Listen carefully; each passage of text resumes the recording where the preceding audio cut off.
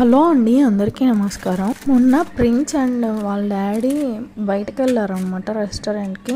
మరి అక్కడ తినలేదో తెలియదు కానీ నెక్స్ట్ డే మాత్రం మమ్మీ చికెన్ కావాలని బాగా అడిగితే నేను వాళ్ళ డాడీకి చెప్పాను. ఇంకా వాళ్ళ డాడీ సాయంత్రం వెళ్ళి చికెన్ పకోడీ అని ఇది తీసుకొచ్చారు. అసలు ఇది చికెన్ పకోడీనే కాదు, చికెన్ మంచూరియా కోసం చికెన్ ఉంటుంది కదా అదనమాట.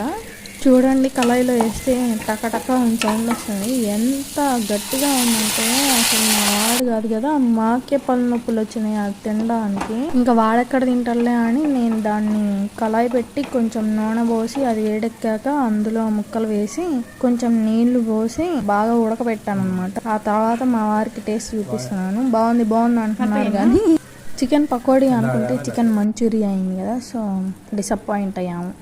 మీకు ఇలాంటి ఎక్స్పీరియన్స్ ఎప్పుడైనా అయిందో అయితే కామెంట్ చేయండి. వీడియో నచ్చితే లైక్ చేసి సబ్స్క్రైబ్ చేసుకోండి. బాయ్.